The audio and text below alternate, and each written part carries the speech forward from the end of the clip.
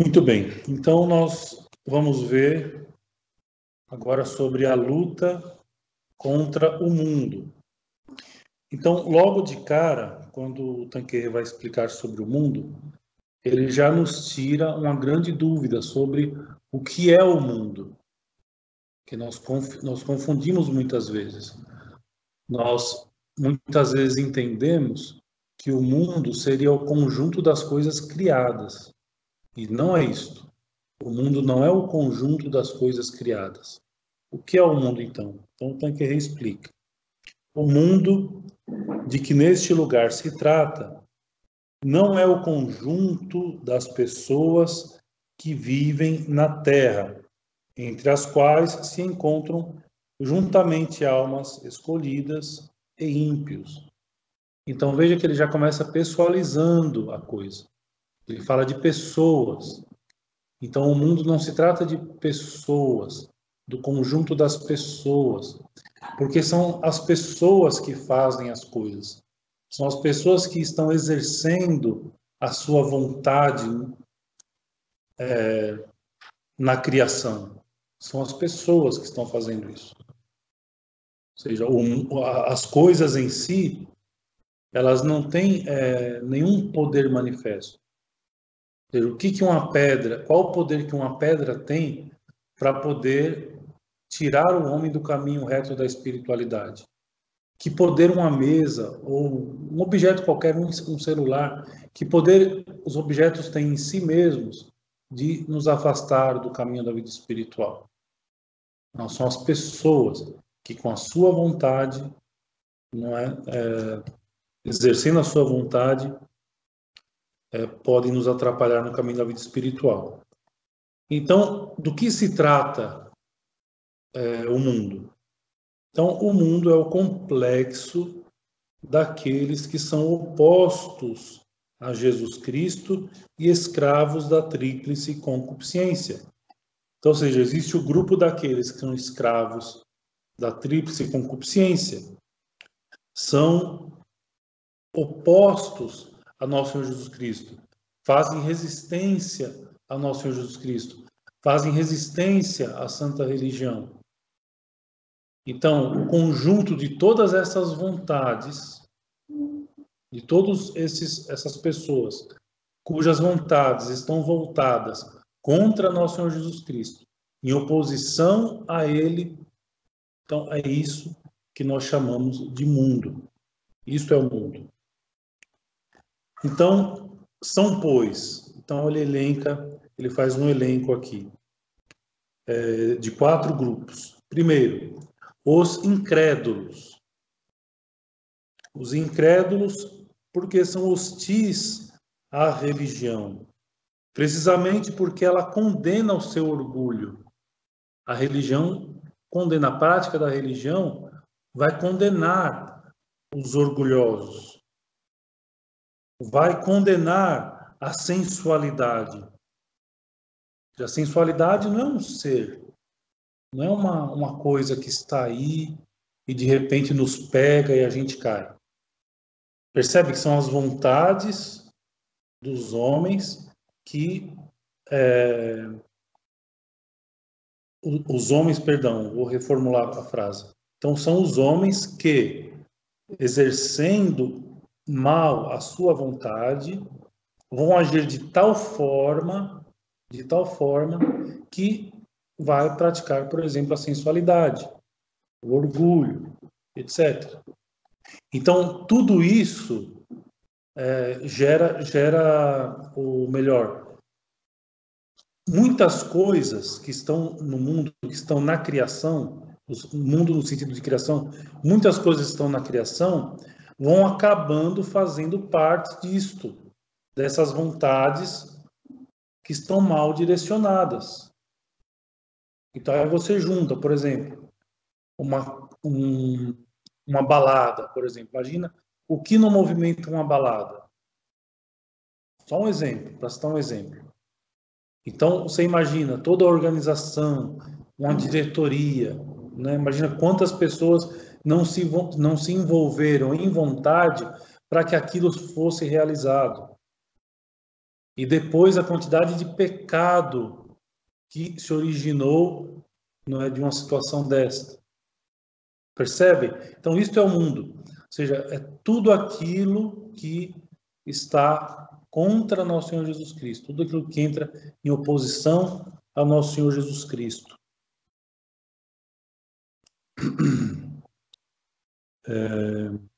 Continuando aqui.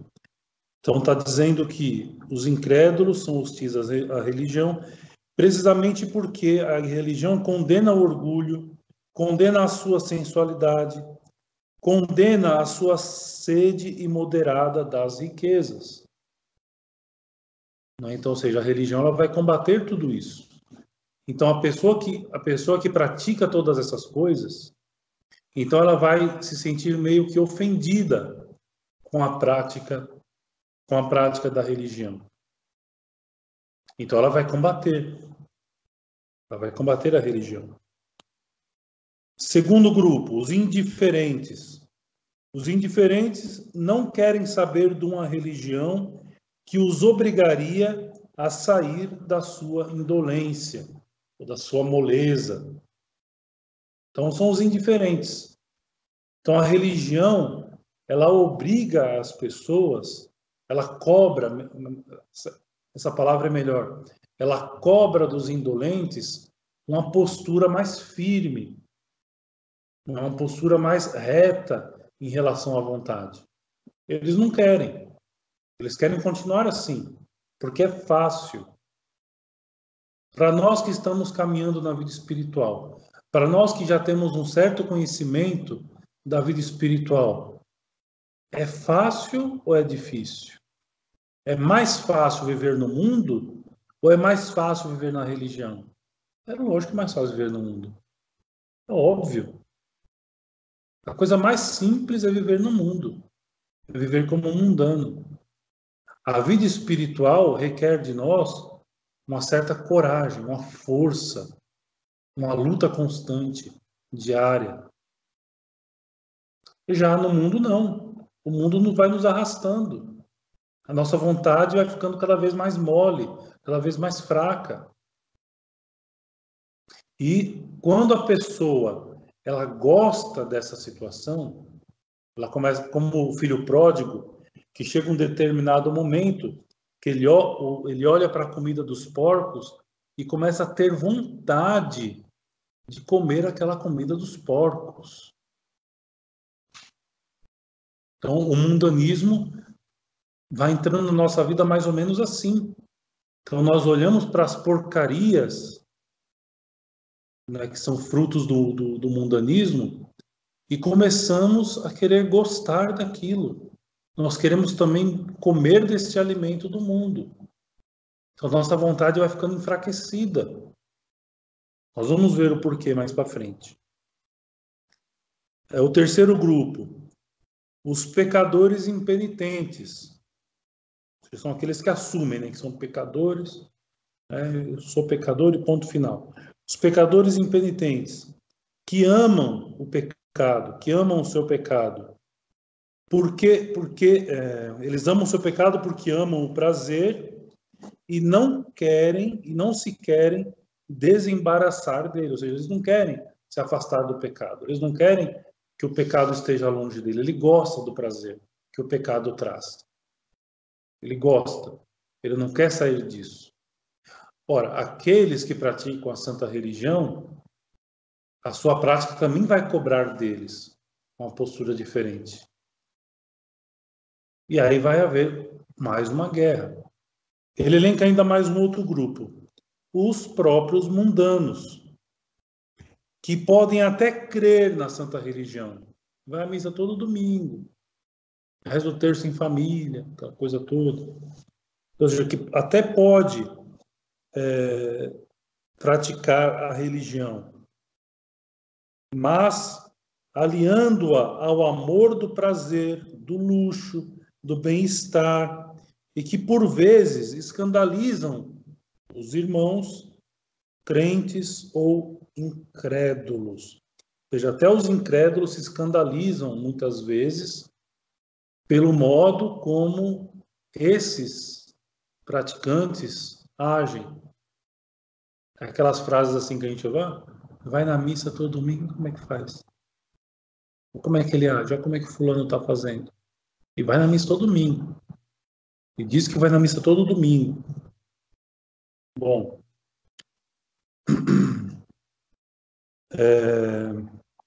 fazendo-lhes dizer que a religião tem pouca importância sobre a vida moral. Então, ou seja, esses que vêm, tanto crentes como incrédulos, que vêm a postura de certos cristãos, assim, olha, qual é a influência moral que a religião exerce na vida das pessoas? Porque o fulano tal é religioso, vai à missa todo domingo, reza o terço em família, mas olha como é que ele está se comportando.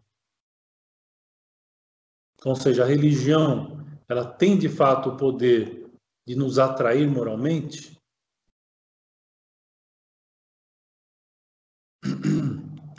Tal é o mundo que nosso Senhor Jesus Cristo amaldiçoou, ou seja, com esses 4 grupos, né, que nós acabamos de ver, por causa dos seus escândalos.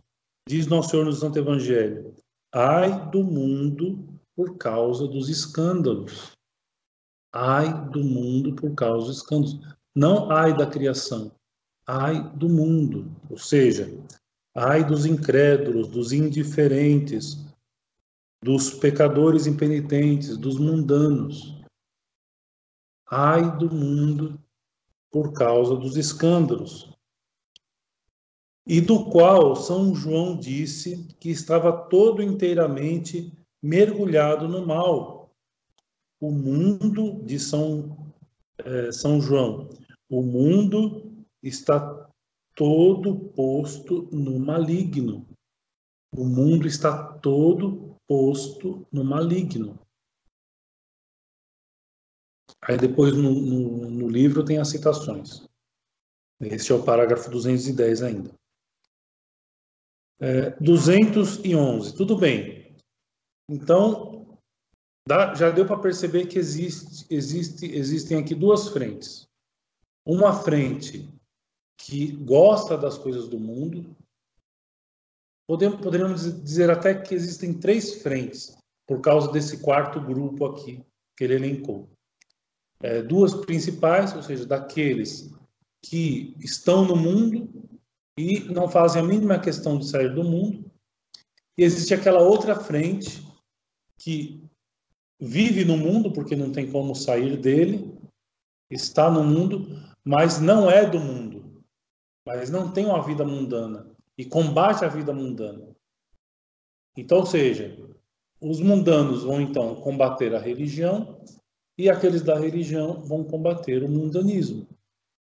E existe ainda aquele terceiro, que a internet hoje chama de isentão, né? Existe aquele mundano que ele gosta de estar na religião, ele quer ter um pé na religião e quer ter um pé no mundo também. Ele acha que é possível conciliar as 2 coisas.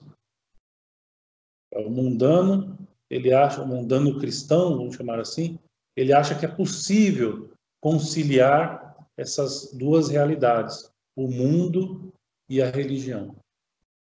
Será que é possível?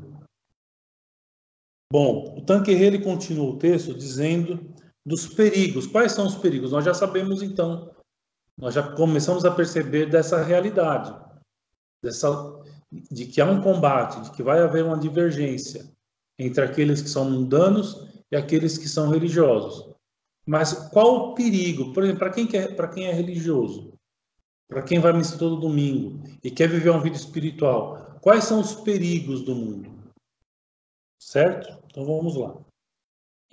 O mundo que penetra até nas famílias cristãs e ainda nas comunidades, quando ele fala aqui de comunidades, são as ordens religiosas, né, são os religiosos que vivem em comunidades.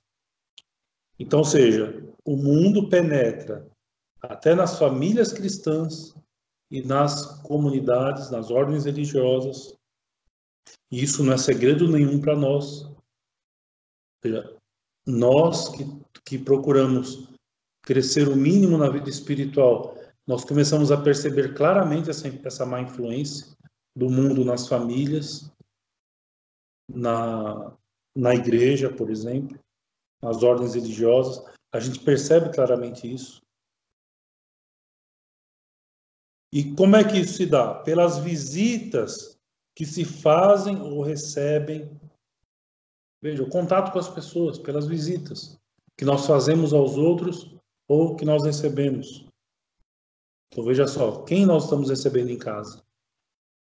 Quem nós estamos indo visitar? Pelas correspondências, com quem nós falamos? E o que nós falamos nessas correspondências? Que assunto é? Ou seja, aí a gente já vai percebendo se nós estamos tendo atitudes mundanas ou não. Ou seja, as correspondências que nós... Hoje é muito fácil trocar correspondência. Pelo WhatsApp, por exemplo. Os nossos contatos no WhatsApp ou via e-mail. Que tipo de conversa nós tratamos com os outros? Sobretudo do sexo oposto. Bom, nos dias de hoje não precisa ser do sexo oposto, né? Mas enfim. Vamos dizer que sim, né? Porque esse vídeo vai parar na internet. Então vamos dizer que sim.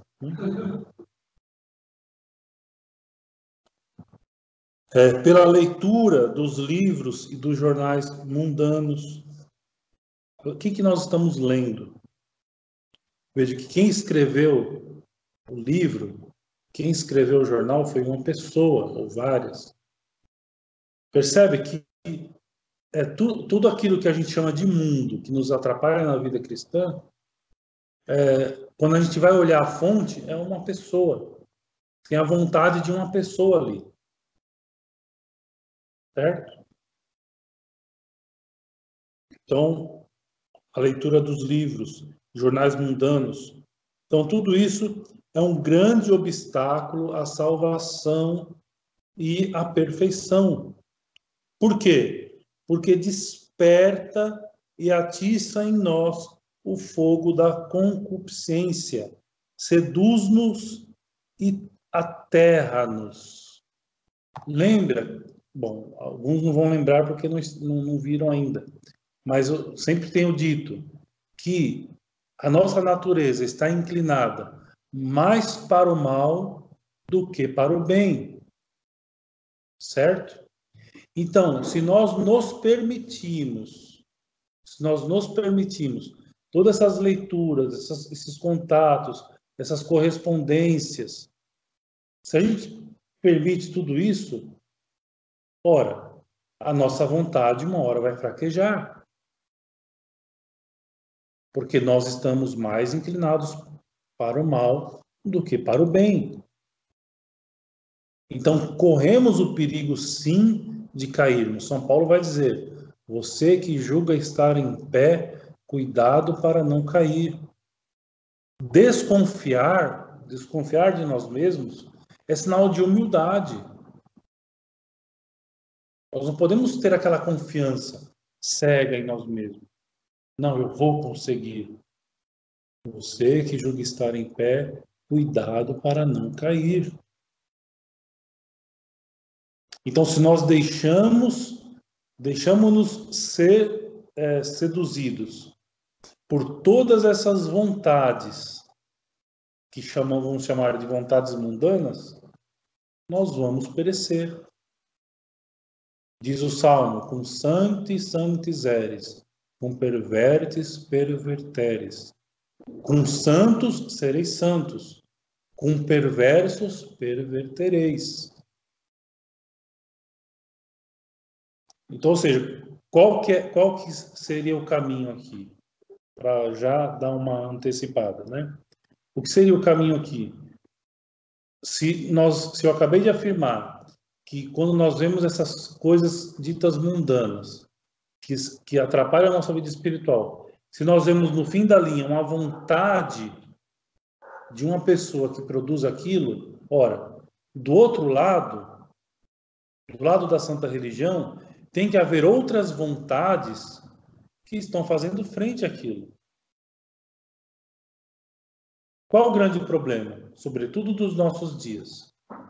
O grande problema é que, mesmo dentro da santa religião, é como se os membros da igreja estivessem adormecidos, sonâmbulos, zumbis.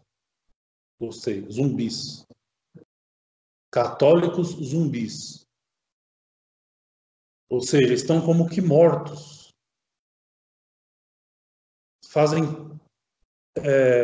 Seguem em tudo a onda do erro, a onda das modas e assim por diante. E vai seguindo. Não, Deus entende. E vai seguindo. Aí de repente surge mais outro. Ah, Deus entende. E aí vai. Aí Deus vai entendendo tudo. E quando vê, está todo mundo amortecido. Está todo mundo amortecido. E deveria ser o contrário. Nós que somos cristãos deveríamos fazer frente. Vamos pegar o exemplo dos santos que nos precederam.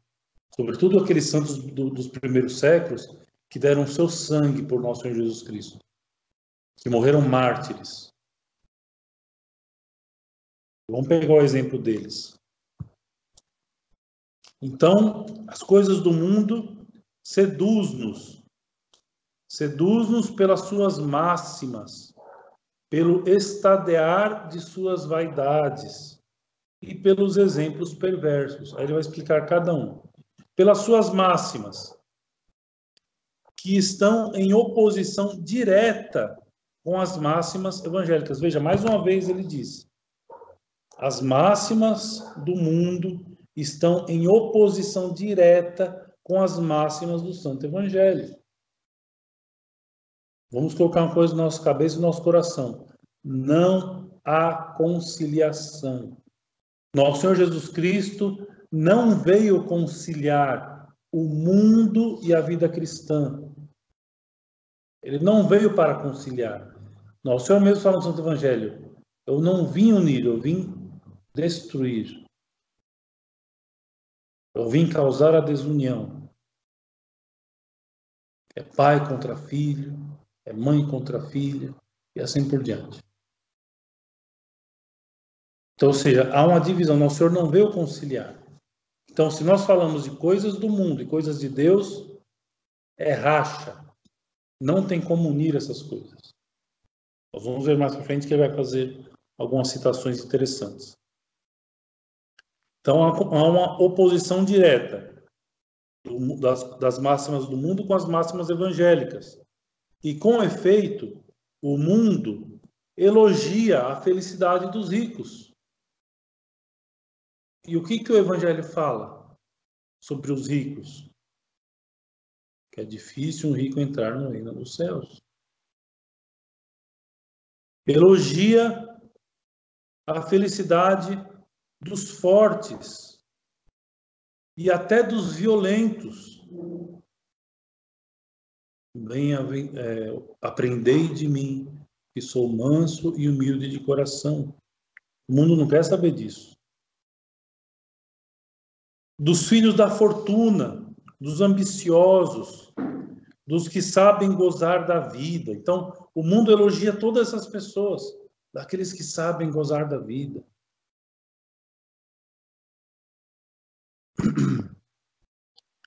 Com que eloquência prega o mundo o amor do prazer. Aí tem um ditado, né? Coroemo-nos de rosas antes que elas murchem. Então, diz ele, não é um dever sagrado aproveitar a mocidade, gozar da vida? Não tem que aproveitar? Vamos aproveitar enquanto a gente está vivo ainda, né? Vamos aproveitar a vida. Só que o que é aproveitar a vida para o mundo? O que é aproveitar a vida para o mundo? Há muitos outros que assim fazem e Deus, que é tão bom, não pode condenar toda a gente. As pessoas dizem isso, pessoas do mundo. Se Deus existe, alguns até acreditam em Deus, Ah, mas Deus não vai condenar todo esse mundo de gente aí. Todo mundo erra. Não são frases que a gente ouve, já ouviu muitas vezes? Ah, todo mundo erra. Nem Jesus agradou todo mundo, aquela coisa assim. Ora, é preciso ganhar a vida. E se fôssemos escrupulosos em questão de negócio, os mundanos falando, né? E se fôssemos escrupulosos em questão de negócios, não chegaríamos nunca a enriquecer. Como se esse fosse o objetivo da vida. Então, vê que o olhar das coisas é completamente distorcido. Os mundanos, eles enxergam um mundo onde as honrarias, as riquezas a qualquer custo, não tem problema nenhum. É normal. Todo mundo faz. Todo mundo faz. Ah, os políticos lá em Brasília são corruptos. Ah, mas quem não é? Não é? Eu vi um que se diz que é filósofo dizendo isso, né? Toda a sociedade é corrupta, né? Por isso que os políticos são corruptos. Mas é assim o caminho? Não, nós que estamos na vida espiritual estamos vendo que é uma contradição muito objetiva, muito visível. Para aqueles que se converteram já depois de adultos, olhando a vida regressa, olhando lá a vida que se passou, se consegue enxergar hoje muito mais coisas do que se enxergava antes. Consegue se enxergar, por exemplo, poxa vida, como eu estava imerso no mundanismo e não percebia. E quantas vezes a gente vai conseguir até mesmo enxergar as vezes que Nosso Senhor nos deu graças eloquentes e nós desprezamos e fomos empurrando com a barriga. É aquela frase de Santo Agostinho, né? Tarde te amei, ó beleza tão antiga e tão bela. Tarde te amei. Poderíamos sempre ter conhecido Nosso Senhor muito antes, na nossa mocidade, mais antes ainda, no seio da nossa família. Poderíamos. E agora? Agora, por exemplo, que já tem famílias sendo formadas, algumas famílias já estão formadas, com filhos.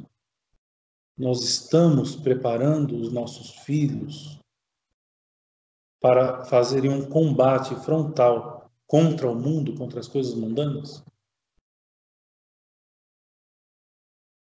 Porque a gente pode dizer assim, não, tudo bem, eu não tive uma formação assim, mas nós que estamos tendo consciência, que nós estamos fazendo em relação à nossa família? Continuando. Então, seduz-nos o mundo ainda pelo estadear das suas vaidades e dos seus prazeres. Então, o mundo tem a propaganda, né? A propaganda a propaganda do mundo são as vaidades e os prazeres. A maior parte das reuniões mundanas não tem por fim mais que lisonjear a curiosidade, a sensualidade e até mesmo a voluptuosidade, a volúpia. Ou seja, só isso que as reuniões mundanas fazem. Não fazem mais do que isso. Ou seja, é orgulho em cima de orgulho, é sensualidade em cima de sensualidade. Enfim, essa é a propaganda do mundo. Por quê? Para tornar o vício atraente. O vício ele tem que se mostrar atraente, e ele é. O vício é muito atraente. Não é vício no sentido dos pecados capitais, né? O vício é muito atraente. Dissimula-se sob forma de divertimentos Pode se chamar até honestos. Não, é honesto. Não é pecado. Alguns divertimentos não são em si pecado. De fato, muitos divertimentos que chegam a fazer as pessoas pecarem gravemente no final. Oi? Opa. O que aconteceu?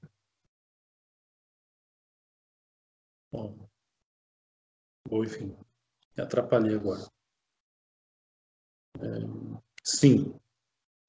Então, ou seja, existem alguns divertimentos, tudo bem que inicialmente eles podem até parecer muito honestos, muito inocentes, mas a gente sabe o que vai acontecer no fim.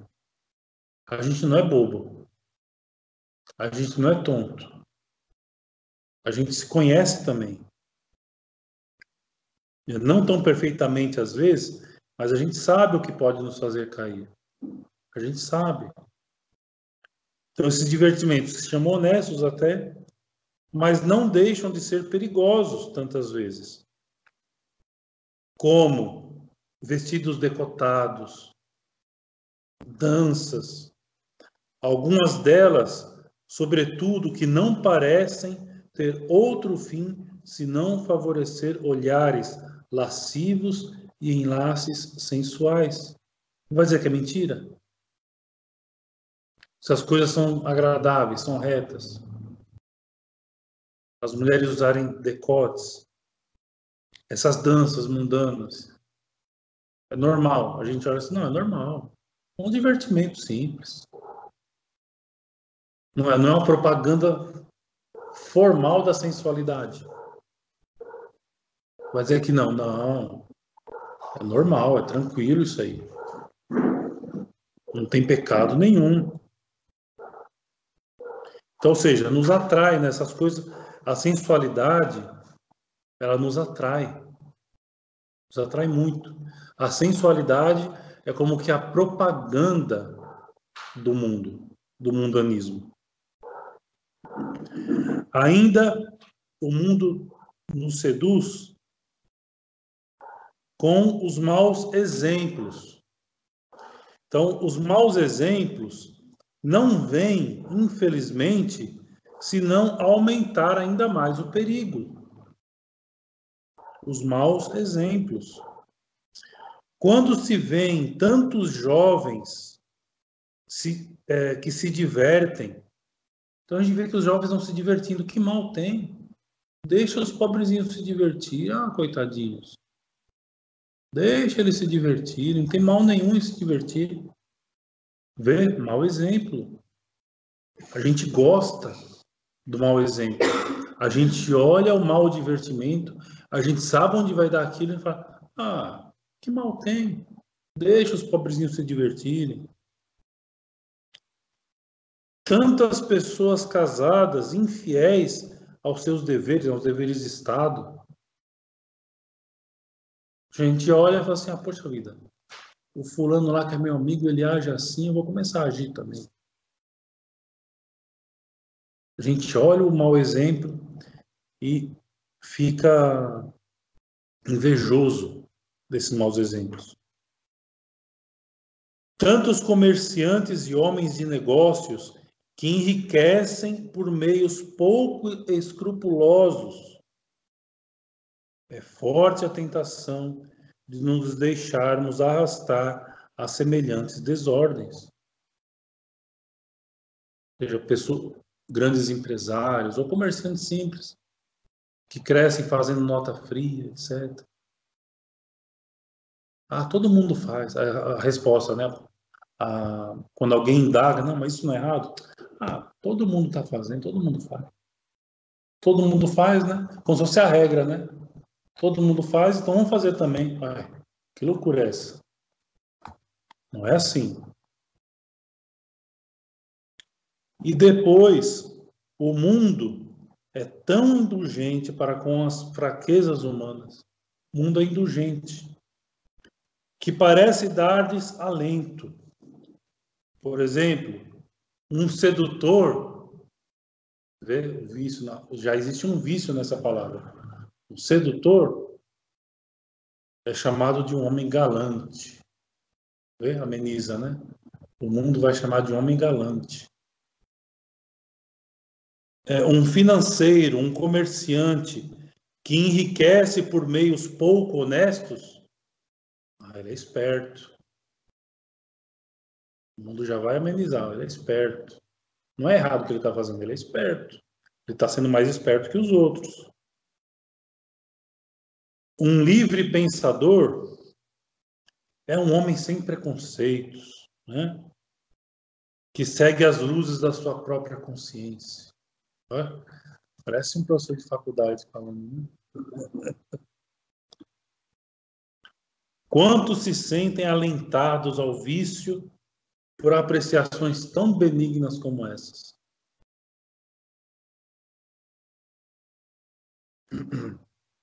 Continuando. Quando não nos pode seduzir, trata o mundo de nos aterrar.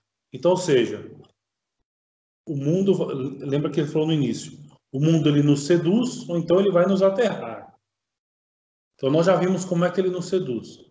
E como é que ele nos aterra? Então quando ele não pode nos seduzir, então ele nos aterra. Por vezes é uma verdadeira perseguição. Então vejam que o Tanqueray escreveu isso aqui há muitos e muitos anos atrás, século XIX, final do século XIX, se não me falha a memória. Nós estamos no ano 2019, 100 anos depois, mais de 100 anos depois. Então, ou seja, como é que acontece? Então, por vezes é uma verdadeira perseguição organizada contra aqueles que creem. Então, há uma perseguição organizada contra nós, contra aqueles que creem. Privam-se da promoção, de uma promoção na empresa, em certas repartições, os que cumprem publicamente os seus deveres religiosos ou os que mandam os filhos a escolas católicas. Hoje os que tiram, né? Os dias de hoje. Os que tiram. Então, ou seja, as pessoas são perseguidas privando-se de promoções da empresa. Se o fulano cumprir publicamente os seus deveres de religião, se ele cumprir publicamente os seus deveres da santa religião, ele vai ser, por exemplo, punido e ele vai ser privado de uma promoção. Vão chacotear com ele quando ele mandar os filhos para escolas católicas, por causa do medo que nós temos da influência mundana. Então a gente coloca numa escola católica. Hoje, infelizmente, eu sei que o vídeo vai parar na internet, mas não tem como a gente não falar isso, mas infelizmente até as escolas católicas estão deixando ser atraídas pelo mundanismo, ideologia de gênero, aborto. É complexo. Por isso que eu fiz a brincadeira. Hoje em dia são os pais que tiram os seus filhos das escolas católicas, né? Por falta de catolicismo que a gente encontra nas escolas. Então, a gente é chacoteado. Quando a gente quer ser católico, quando a gente quer praticar a nossa religião, nós somos chacoteados. E até perseguem-nos. É só a gente procurar ser católico, um católico direito. E não precisa ser... É lógico, todos devemos buscar a perfeição. Não precisa ser um católico santo, não. Precisa ser aquele católico preocupado em manter a vida religiosa. Só isso. Já basta. Né, para as perseguições. Outras vezes, desviam-se da prática da religião os tímidos. Então, os tímidos, muitas vezes, até chegam a se afastar da religião. Metendo a riso os devotos, os tartufos, os ingênuos, que acreditam em dogmas sediços, motejando das mães de família que persistem em vestir modestamente suas filhas, perguntando-lhes ironicamente se é assim que as esperam casar. Então, ou seja, aqui ele está colocando, por exemplo, o que o mundo falaria, né? Ou seja, a pressão é tão forte que os tímidos acabam se afastando e os mundanos ficam tirando sarro daquelas famílias que ainda resistem, vestindo, por exemplo, as filhas modestamente, rindo e dizendo assim, mas é assim que vocês vão querer que ela se case? Como é que ela vai se casar vestida desse jeito? Ué, eu não entendi qual é a lógica. Quem entende a lógica disso? Ou seja, quer dizer que os mundanos, é isso mesmo, essa é a verdade. Os mundanos, então, eles estão preocupados mais com o corpo, é isso? É justamente isso. É essa a ideia. E quantos realmente que, vencidos do respeito humano e malgrado os protestos da consciência, se deixam escravizar por essas modas tirânicas que já não respeitam o pudor. Imagine se o Tanqueray vivesse nos dias de hoje. Ele está falando aqui, olha, das modas tirânicas que já não respeitam o pudor. No século XIX, final do século XIX. Hoje a gente diria assim, olha, quem dera essas mulheres voltassem a se vestir como no final do século XIX. Não é? Porque se ele visse hoje como as modas estão tirânicas, hoje que o negócio está feio. E vai piorar, viu? Não sou pessimista não, mas vai piorar. Vai piorar. Em outras circunstâncias, empregam-se ameaças. Então, ou seja, o cristão devoto que quer ficar firme ali na prática da religião, em qualquer circunstância, em qualquer local, diante de quem quer que seja, ele começa a sofrer ameaças. Então, se fazeis assim alarde de vossa religião, não há lugar para vós em nossos escritórios. Então, ameaça. Só você não vai subir de cargo nunca se ficar nessa daí. De religião, de fazer sinal da cruz ao meio-dia. Ó, parar com isso aí. Senão você não vai crescer aqui, não. Se levais tão longe os melindres do pudor, é inútil vir às nossas salas, os locais, né? Assim, ó, se você está se vestindo bem, aqui não é lugar para você, não. Vê como todo mundo está se vestindo. Acontece isso no clero. Uma fofoquinha aqui. Você vai para a internet, vai fazer uma fofoquinha aqui. Vai um padre de batina na reunião do clero. Nossa, mãe. Enfim. Deus está vendo tudo, né?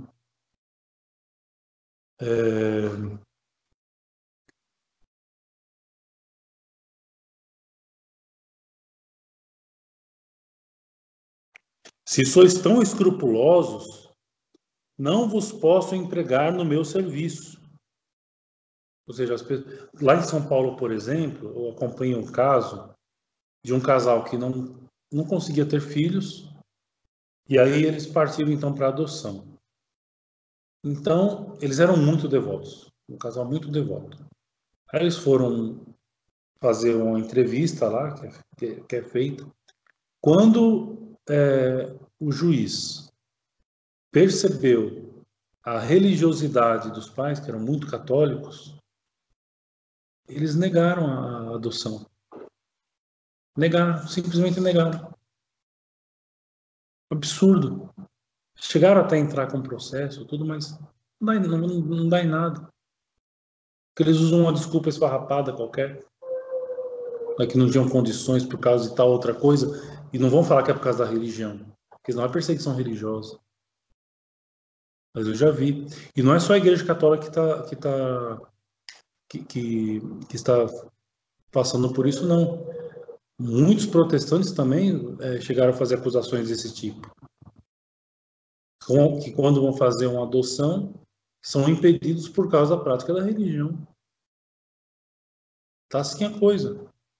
Quer dizer, tá, isso aí é uma coisa que a gente vê, né? Mas quando a gente vê uma coisa ruim, a gente pode colocar mais. Está muito pior do que aquilo que a gente está vendo. Está muito pior. Bom, é necessário proceder como todo mundo, né? Enganar o público e fazer dinheiro. Tem que agir como todo mundo. Tem que dar uma de louco. Porque para eles é isso, né? Praticar a religião é dar uma de louco. Agora, para nós, que estamos lutando para ter uma vida espiritual digna, decente, quem é que dá uma de louco? Somos nós que estamos perseguindo? Somos nós que estamos perseguindo? Ou é o contrário? Muito bem. Agora são 9h50. E aí nós temos, a partir do 214, os remédios. Ou seja, como combater? Como combater o mundo? Quais são os remédios contra o mundo? Então, isso nós vamos ver segunda-feira que vem. Vou dar para todo mundo para todo mundo ser incentivado a ligar o Skype e assistir a aula. Semana que vem. Então, semana que vem a gente continua os remédios, né? Os remédios contra o mundo, contra esse espírito mundano, né, que quer nos atrair.